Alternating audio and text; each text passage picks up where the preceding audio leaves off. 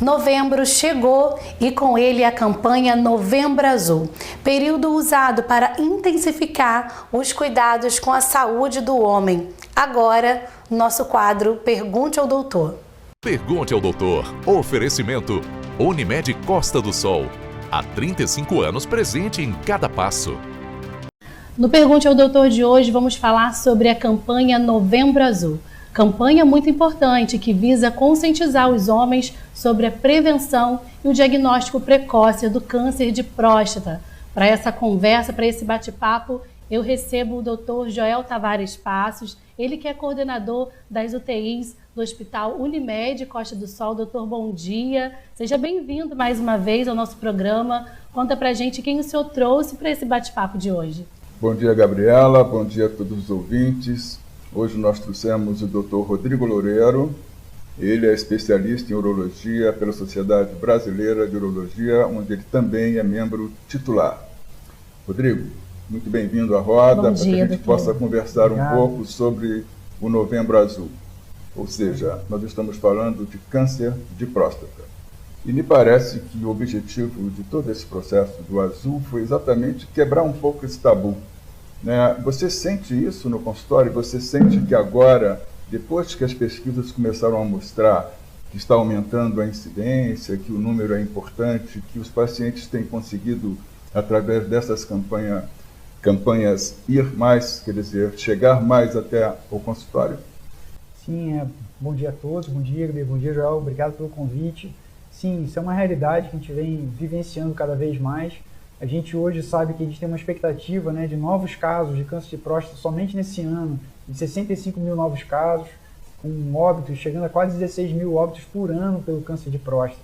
É uma doença muito prevalente, é o câncer mais comum no homem, só perde por câncer de pele não melanoma. Então tem uma incidência muito alta. Cada vez mais os pacientes tendem a procurar o urologista para buscar esse diagnóstico precoce, especialmente incentivados pelas famílias, pelas esposas, pelos filhos e filhas. Acho que isso é muito importante.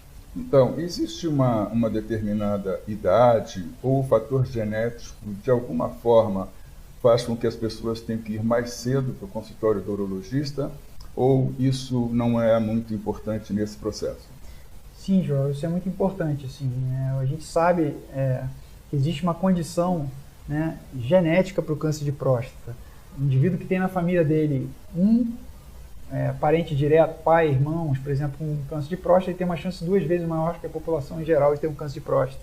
Se ele tem 2 parentes diretos, ele tem 5 vezes mais chance. Se ele tem 3 parentes diretos, 11 vezes mais chance que a população em geral de desenvolver o câncer de próstata.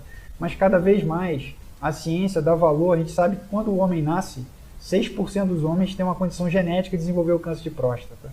Mas a gente sabe também que mais importante do que esse fator genético é o que a gente chama de epigenética, ou seja, como o homem vive com aqueles genes que ele teve lá ao nascer, Ou seja, é muito importante, como fator de risco aí, como você está colocando, uma dieta, atividade física, não ter o tabagismo, e em relação à idade de busca e procura ativa ao urologista, a Sociedade Brasileira de Urologia recomenda essa busca aos 50 anos de idade. E se o indivíduo tem um fator de risco, como eu falei, familiar, ou se ele é obeso mórbido, ou se ele também é da raça negra, ele deve procurar o urologista a partir dos 45 anos de idade. Eu acredito, Rodrigo, que o fator de existir a hiperplasia de próstata, que nada tem a ver com o câncer de próstata, deva confundir porque esses sintomas devem ser muito parecidos. Estou errado ou estou certo? É assim que as pessoas devem se guiar, ou seja, porque ele começa a ter sintomas com essa idade, porque a próstata pode estar crescendo e gerando esses sintomas. Mas embutido aí já pode ter o próprio câncer. Como que vai diferenciar essas coisas? Essa campanha que a gente visa aqui é uma campanha de screening, ou seja, uma campanha que não tem um fator. As pessoas falam prevenção do câncer de próstata. Na verdade, isso não tem nada de prevenção.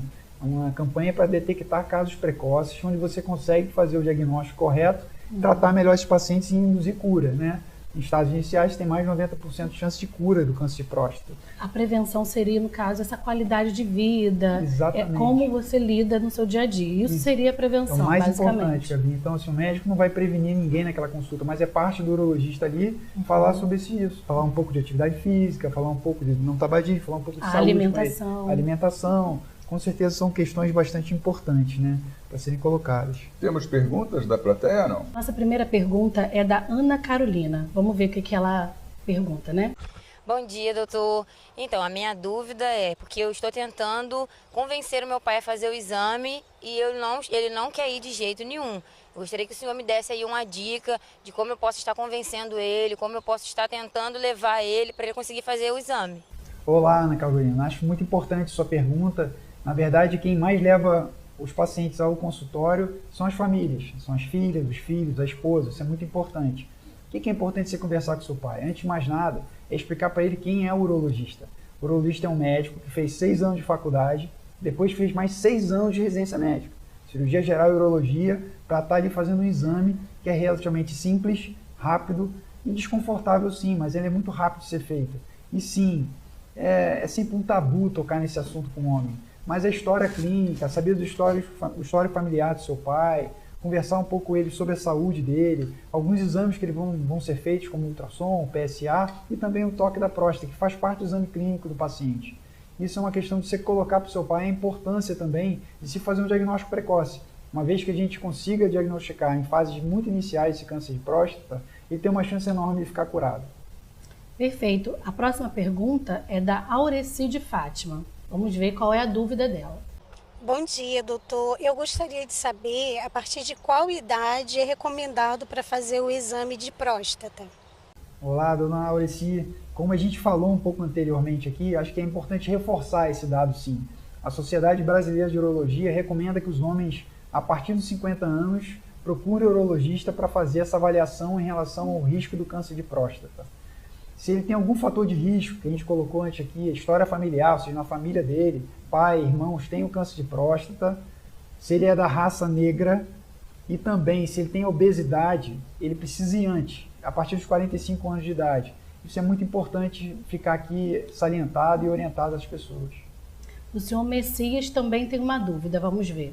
Olá, doutor, bom dia. Eu queria saber aí como é feito o procedimento do tratamento do câncer de próstata. Olá, senhor Messias. Sim, o câncer de próstata, quando ele é diagnosticado nas fases iniciais, ele pode ser feito seu tratamento de forma definitiva, ou com cirurgia, pode ser a cirurgia aberta, a cirurgia laparoscópica, e hoje, mais recentemente, a cirurgia também através de via robótica, ou fazer o tratamento com radioterapia, que é um tipo de tratamento que tem a mesma efetividade da cirurgia em si. Em estágios mais avançados, esse tratamento ele é feito com outras formas de tratamento, com hormonioterapia ou outras drogas que vão ajudar a controlar e evitar o desenvolvimento do câncer de próstata. Bem interessante, bem esclarecedor, né? Doutor, tem mais alguma pergunta? Eu acho que como é importante essa relação entre o médico e o ouvinte, e só para que a gente feche, antes de você fazer a sua consideração final, você acha que o PSA, que é um exame que é bem difundido, né, em todas as camadas, uma vez que ele venha negativo, isso afasta o sujeito de ter um câncer de próstata ou ele mesmo assim teria que ir ao urologista? Boa pergunta, doutor Joel. Sim, o PSA é um exame, é uma proteína que a próstata produz que a gente consegue diagnosticar ela no sangue. Existem algumas interações em relação a esse PSA. A de maior importância para a gente é como esse PSA se comporta ao longo do tempo. A gente chama de velocidade de ascensão, você está subindo muito rapidamente. Mas como o Dr. Joel colocou, é importante salientar. Um exame de PSA normal, ou seja, um PSA abaixo de 2,5 nanogramas por ml, não significa que o sujeito não possa ter um câncer de próstata. Existem alguns tipos de tumores de próstata que são tão diferentes da célula original que ele não chega nem a produzir essa proteína. Então, quando o sujeito tem um câncer de próstata, o PSA é baixo demais, provavelmente um tumor mais agressivo.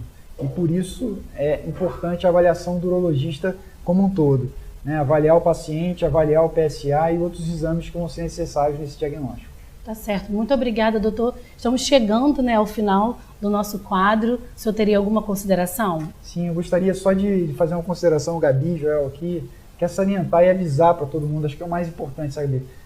Novembro Azul é todo dia. Então, o Novembro Azul é todo dia, como eu digo, né, João? Há pouco tempo fui dia do médico. A gente estava trabalhando como todo mês. Dia da mãe é todo dia. Aqui é a mesma coisa. O Novembro Azul é todo dia. O Novembro Azul envolve um cuidado com a sua saúde. Então, é exatamente isso que a gente falou, né? Procurar uma dieta baixa em gorduras saturadas, que são gorduras animais. Estou falando de carne vermelha, queijo, manteigas, por exemplo. Procurar fazer uma atividade física regular, que a Organização Mundial de Saúde coloca 50 minutos de atividade física 3 vezes por semana. Esse é o indivíduo ativo fisicamente. Se você não faz isso, você não está ativo fisicamente, você não vai estar regulamentado para ser baseado nesses estudos. Outra, evitar o tabagismo. São medidas simples, mas que você implementa no seu dia a dia e há uma melhora da sua qualidade de vida e da sua saúde como um todo. Muito obrigada pela sua participação. Obrigado, Dr. Joel. Então, só para a gente fechar com chave de ouro essa história, baseada na pergunta da nossa ouvinte, pior do que você fazer um simples procedimento de consultório é você adquirir a doença numa fase mais tardia. Então, faça tudo o que o Dr. Rodrigo falou e mais. Não tenha medo de procurar um urologista.